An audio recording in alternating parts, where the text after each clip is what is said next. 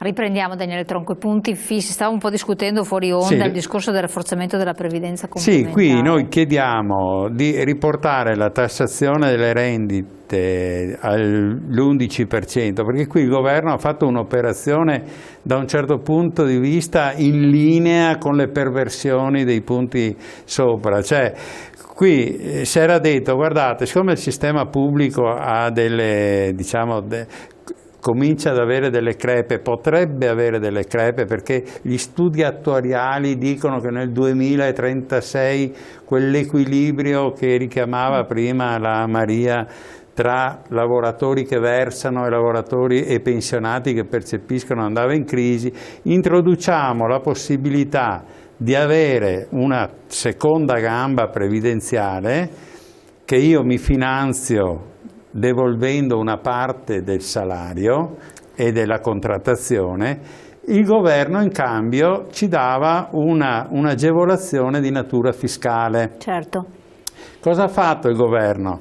Nella legge finanziaria ha ridotto questo vantaggio fiscale sulla previdenza complementare, oltre al fatto che la indebolisce perché ci saranno meno persone, diciamo, intenzionate ad aderire, perché ricordiamoci che la previdenza complementare è volontaria, sì. Cioè io se voglio aderisco, se non voglio. Molti hanno aderito per effetto anche di questi benefici fiscali, quindi noi diciamo che va rafforzata questa idea, perché in realtà io posso avere la convenienza di costruirmi una situazione, tanto più i giovani, sì, assolutamente. Tanto più anche se diciamo noi siamo sempre per difendere il pilastro pubblico, perché è quello che dà la solidarietà intergenerazionale, dall'idea... Sì, ma se ti arriverà a livello di pensione 400 euro, sì, se non integri certo, sei ma morto, bisogna agire su quel sistema di calcolo che è un sì. sistema di calcolo sbagliato, sì. soprattutto se non tiene conto che hai dei lavori discontinui. E poi per quanto riguarda i pensionati, l'obiettivo centrale per il quale noi aderiamo fortemente a questa manifestazione è che bisogna tutelare le pensioni in essere, perché se io le pensioni in essere non le rivaluto, queste perdono velocemente. Esatto. La Maria ha tutti i dati, adesso so se abbiamo il tempo, ma si potrebbe vedere per esempio che quanti soldi ha perso in un anno il pensionato per effetto della mancata rivalutazione. Adesso si vede un po' poco perché siamo in un periodo di inflazione bassa, tant'è che siamo addirittura in deflazione. Però ricordiamoci che tanto stanno lavorando tutti per aumentare il tasso inflattivo, perché questo vorrebbe dire... Però se aumenta l'inflazione e io non aumento le pensioni e i redditi, siamo, come dire, in una situazione dove le condizioni di vita di milioni di persone sono a rischio, perché ricordiamoci sempre, perché noi parliamo sempre dei super pensionati, parliamo anche dei milioni di persone che stanno a 500, a 750 euro al mese, e questi qua quando vanno all'ufficio postale a ritirare la pensione, comprano un quarto delle cose che compravano 5 anni fa. L'economia, ovvio. Non muovono l'economia. E con questi qua significa che tu hai delle persone oggi che sono sulla soglia della povertà. Quindi la rivalutazione delle pensioni in essere per noi è un fatto strategico molto importante che bisogna assolutamente superare, perché alla fine del 2000 dell'effetto della legge Letta, che è stato l'ultimo governo che ha introdotto una parziale rivalutazione delle pensioni, cioè noi ci troveremo senza questa tutela che, ripeto, passata la fase di deflazione, di crisi economica, eccetera, se non si trova soluzione avremo delle difficoltà. Anche noi diciamo che bisogna trovare una soluzione per il blocco che abbiamo subito negli anni passati. Assolutamente. Tant'è che noi come SPI abbiamo una campagna per mandare le persone che stanno fino oltre le 3 volte il minimo, oltre le 3 volte il minimo, tentare di recuperare, di interrompere la prescrizione, perché abbiamo una sentenza che ci dà ragione, che dice che abbiamo diritto a quella rivalutazione, e il governo tentava di risolvere con pochi euro questa situazione, e noi non siamo assolutamente d'accordo.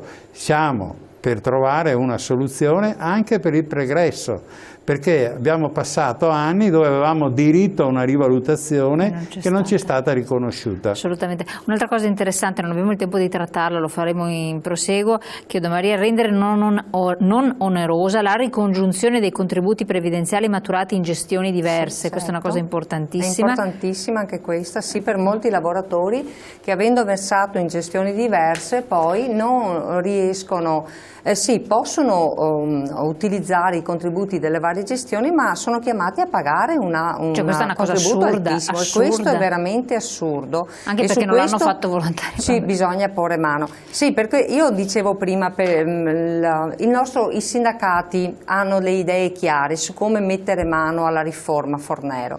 Le questioni che noi qui riassumiamo nel nostro pieghevole, insomma, chi sarà in piazza domani potrà anche ritirarlo, oppure si può scaricare sia nel sito della CGIL sia nel sito dello SPI Veneto, e si può trovare. Noi chiediamo davvero delle cose che sono essenziali. Io ne ricordo una in particolare, l'adeguamento della speranza di vita. È una spada di Damocle che è sulla testa di tutti i pensionati. No, finora è stata ogni 3 anni. L'ultimo aumento ce l'abbiamo avuto quest'anno e ha portato ad andare in pensione di vecchiaia a 67 anni e 10 mesi. E sono tantissimi 68 per una anni, quasi 70, cioè e invece ad andare in pensione con 41 anni e 10 mesi se sei una donna di contributi versati, o 42 anni e 10 mesi se sei un uomo.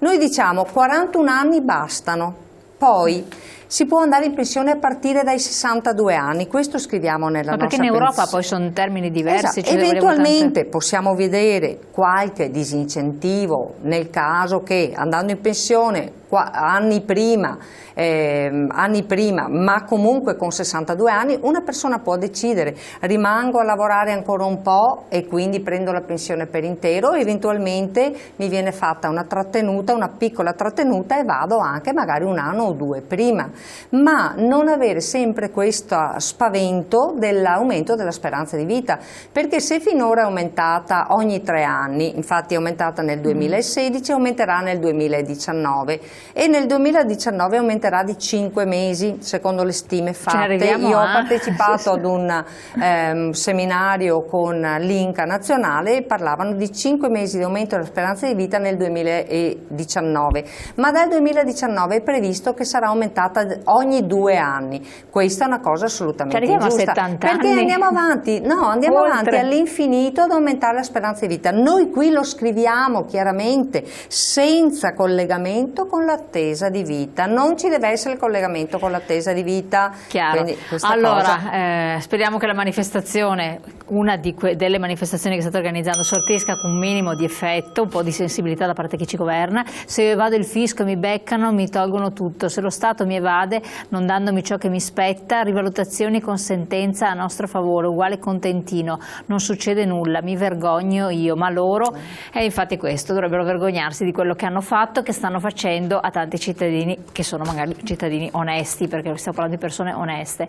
Grazie di essere stati qui con noi, di averci supportato, quindi chiudiamo anche questo capitolo per questa settimana, sempre supportati dallo SPI CGIL del Veneto. Ricordiamo la manifestazione del 2 aprile che si svolge a Venezia, molto importante. Siamo in chiusura, io però devo dire, ore 9 davanti alla stazione ferroviaria di Venezia Santa Lucia, corteo attraverso il Ponte degli Scalzi, San Simeon Piccolo, Giardini Papadopoli, Salisada San Pantalon, Campo Santa Margherita, e poi ci saranno a parlare Onofrio Rota, segretario generale della CISL del Veneto, Gerardo Colamarco, segretario della UIL regionale, e Susanna Camusso, segretario generale della CGIL e nazionale naturalmente. Grazie ancora, grazie a voi di aver partecipato, e ci vediamo come sempre la prossima volta.